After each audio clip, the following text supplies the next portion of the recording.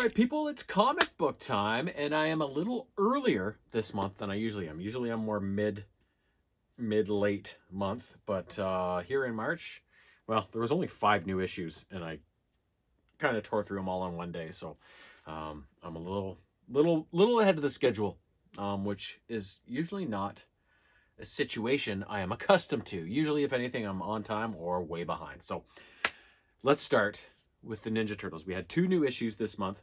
First up is issue 10 of the ongoing Saturday Morning Adventures, the second coming of the Saturday Morning Adventures Turtles series.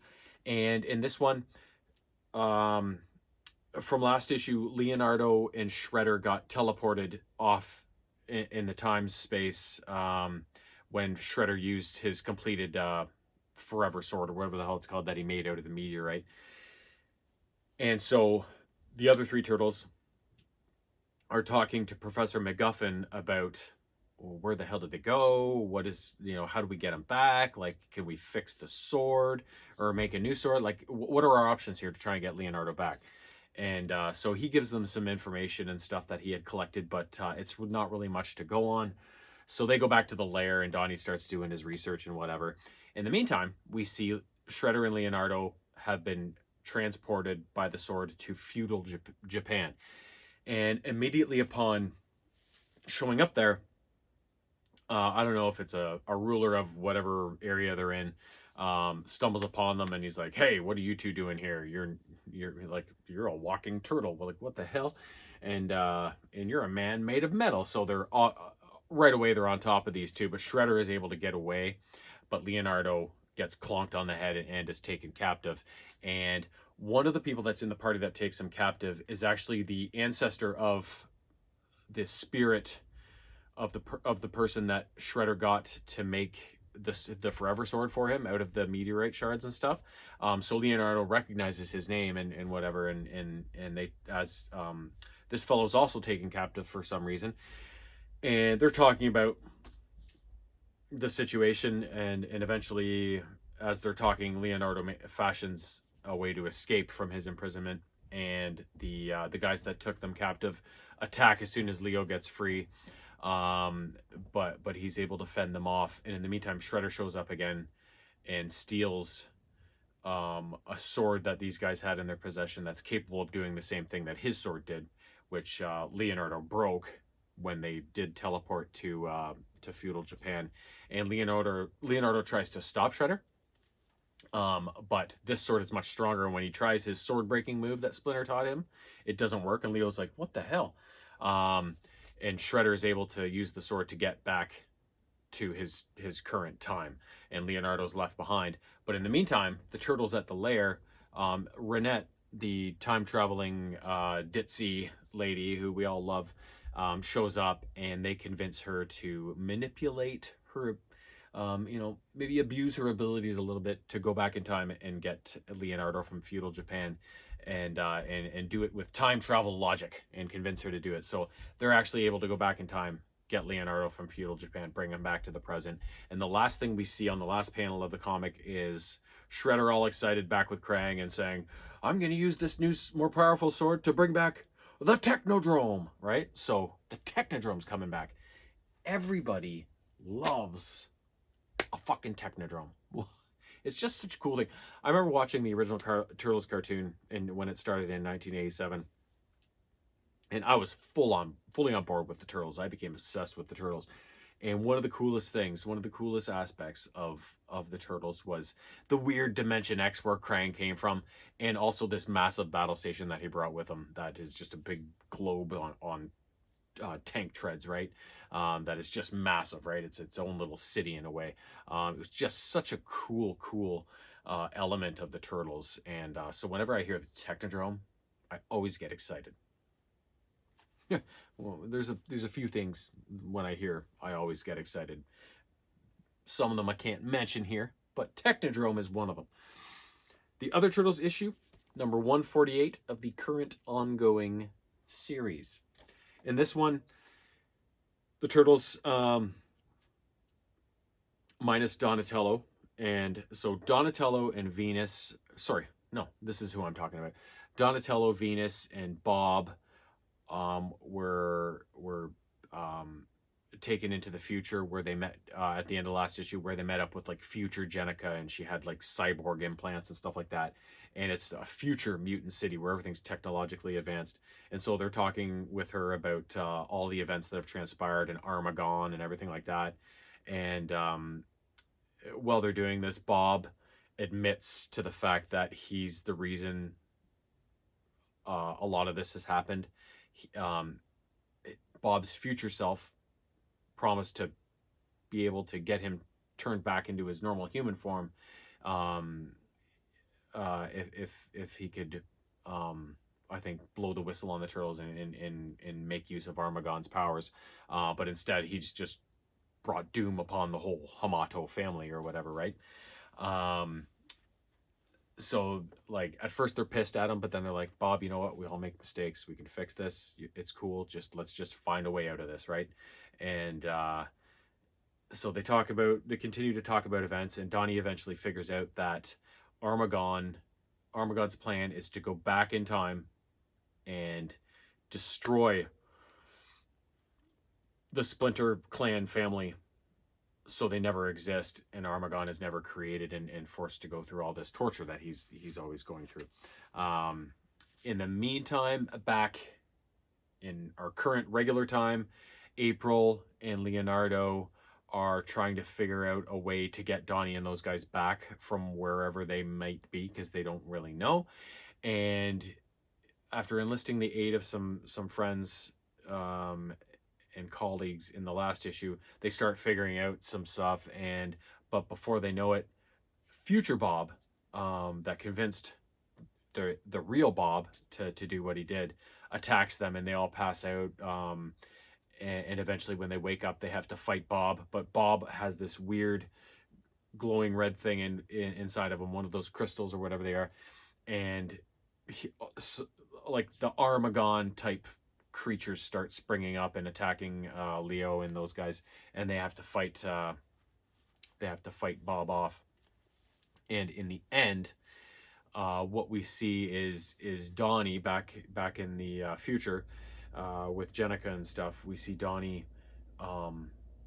finally able to commune telepathically with Armagon, and Armagon reveals to Donatello, or he figures out somehow, that Armagon is going back in the past way further than Donnie thought he would, back to the time of maybe feudal Japan even, to wipe out the Hamato clan in their very first kind of origins. So he's going way deep to get rid of the Hamato clan and ensure that the turtles never exist, and in turn make sure that he never exists. So that's how the issue ends. And I have a feeling that all these events are going to come to a head in issue 150, because you can see on the top of this, it says the road to 150. So I think the 150th issue is planned on being a big one, and we're probably going to see, if not a total resolution to this current storyline with Armagon, we're going to see some very significant developments with it come about in that issue. So just a couple months away. Can't wait.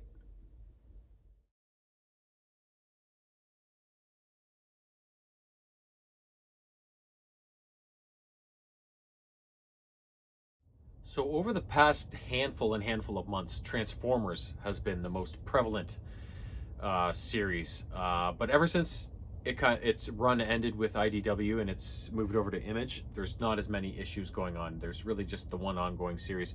And that's what we have today, just the one Transformers issue number 5 of that current ongoing series, like I said.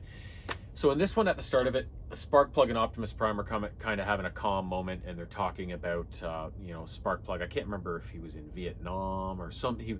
They're talking about their shared war experiences and kind of the doom and gloom of it all and whatever. And in the meantime, on the Decepticon side of things, Starscream is back at the Ark with Teletran 1, and him and Soundwave have finally found a way to get it up and running, and they're starting to bring more of their, thanks to the scrap parts taken from Skywarp, and they've started to get some of their other Confederates back up and running. So Frenzy, Thundercracker, Reflector, is there anybody else I'm forgetting? Oh, a small handful of Decepticons, they get up and running, and then they leave and go on a mission to attack the Autobots.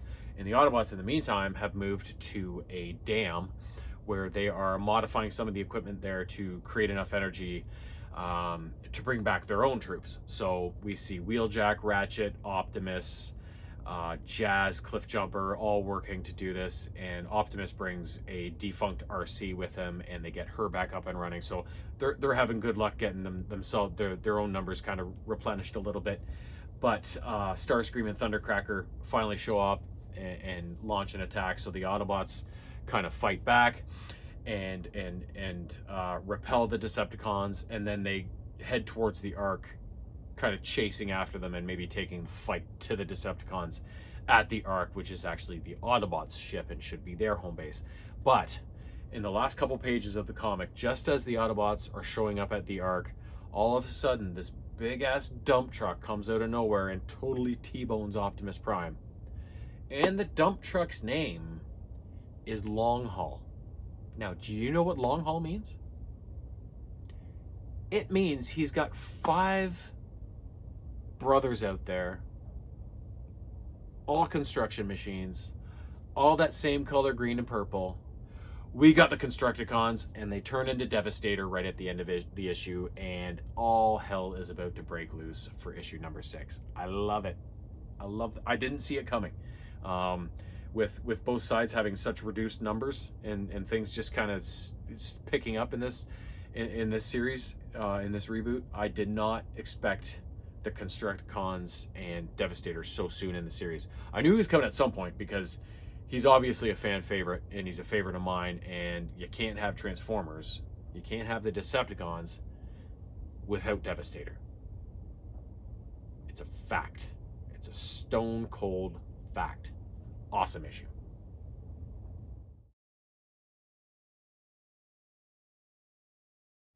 Last up, as usual, G.I. Joe. We got 2 issues this month. First up, issue number 3 of the Duke sub-series. In this one, you know, Duke was just taken prisoner at the end of the last issue and is being held in the pit along with his buddy Clutch, and also the Baroness has been hidden away down there. So we see a couple things as the issue kind of starts off. Destro at Mars Industries is like, oh shit, we thought Duke was gonna get offed, but he knows where our location is, so let's move our operation. And in the meantime, Major Blood, who was on contract with Mars as a kind of mercenary killer sort of thing, go finish the job with Duke. And Major Blood's like, well, I'm gonna need more help and I'm gonna need more money if you want me to attack the pit. And they're like, yeah, fine, whatever, just do it. So we see Major Blood and his forces kind of set out for the pit. Meanwhile, in the pit, Baroness is trying to convince Duke to stage an escape attempt, and he's like, no, I'm gonna trust the process. You know what, they're gonna find out eventually that I'm right. I'm not gonna try and escape here and get myself killed or put further suspicion on myself, you know. And Baroness is calling him a pussy and all this kind of thing, and you're just gonna let them do that to you, that sort of thing. And in the meantime, Rock and Roll and Stalker are like talking to Hawk, and they're like, this doesn't sit right with us. Like, Duke is like one of our top soldiers of all time. Like, why would he be making this stuff up? Why would he be fighting this hard on this? Like, something's off here. But before they can do anything about it, Major Blood and his forces show up and take the fight to Stalker and Rock and Roll and start infiltrating the pit. And so Stalker and Rock and Roll have to let Clutch and Duke and those guys go to kind of help and get them out of there and whatever. So they all start fighting within the pit. And just as Major Blood is about to kind of finish the job with Duke, Baroness shoots Major Blood through the eye and says, nah, there's too big a bounty on Duke's head, sort of thing. And that's kind of where it ends off. And then throughout all this action too, there was some stuff going on Cobra Island and in Springfield. Dawn Moreno, who is a G.I. Joe, her situation is complicated. She had the memories of Snake Eyes implanted in her by the brainwave scanner or whatever it is, and but her parents are Cobra loyalists and blah blah blah. So she's in Springfield, staying hidden because she's a Joe, and so she goes out to do some reconnaissance and runs into um, some of the hideous mutant freaks from Cobra Island who were sent to Springfield to kind of do some spying on what's going on in Springfield, and they get some insight into a speech Cobra Commander's doing to all the citizens of Springfield, saying, you know what, we're not just going to batten down the hatches here in Springfield and wait for the freaks from Cobra Island to come and attack us. We're going to meet them. We're going to take the fight to them and meet them in theaters of engagement where we think we can win, and we're going to take it to them. So these guys are eavesdropping on this for Serpentor Khan and Dr. Mindbender, and in the meantime Dawn is also eavesdropping on this stuff and sending the information back to the Joes, and eventually Dawn and these three mutant freaks from Cobra Island meet up with each other, and they have that new tech that Revanche has installed on them, and eventually as the fight grows a little too hot, they all self-destruct, and Dawn's like, I think we have found the weakness on these modified mutant freaks that Revanche has touched, sort of thing. So a little bit of intel there for the Joes, some important intel. The other Joe issue, number 304 of the current ongoing series, and oh no, fuck, I'm getting my two issues mixed up. So never mind about the whole Dawn and Springfield and Cobra Island stuff. That all took place in this one, not the Duke one. I was getting my stories mixed up. So all of that happened in this issue. And the other part was at the end of issue 303, like Revanche sent 3 of their blue ninjas to I think the Sierra Mountains or whatever it is, where Snake Eyes has his cabin. Him and Scarlet were there, and Serpentor Khan got back footage of Scarlet and Snake Eyes being killed by these blue ninjas, and they had video evidence of it, but it was all staged. Snake Eyes and Scarlet took out the blue ninjas no problem, and then staged their own death for them to think that these ninjas did the job and that Snake Eyes and Scarlet were dead. But Wild Bill shows up in a Tomahawk helicopter with Airtight and somebody else, and they take away the remains of these blue ninjas for study and that stuff.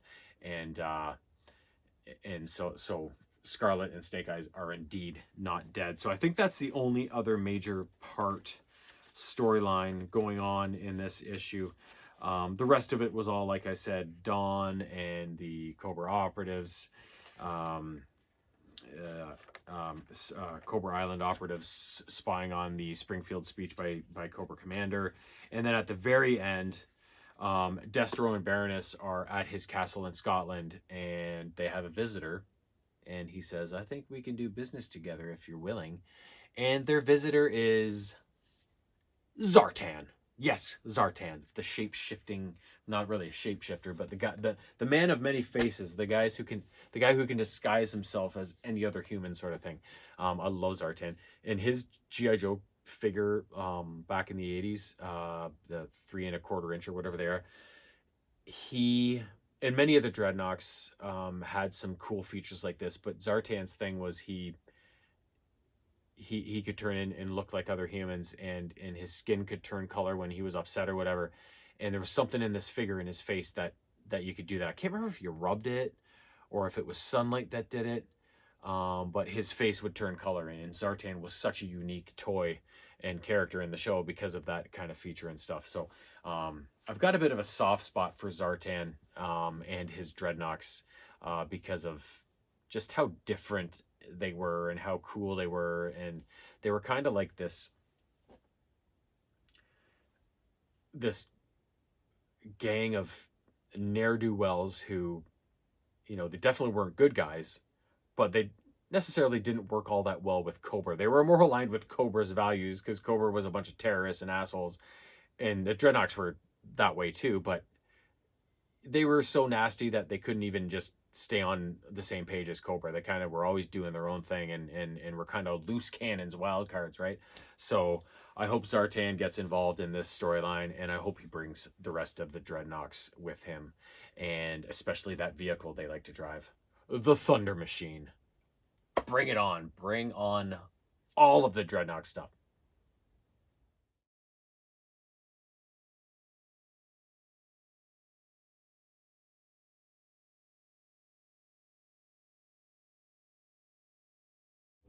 Meow.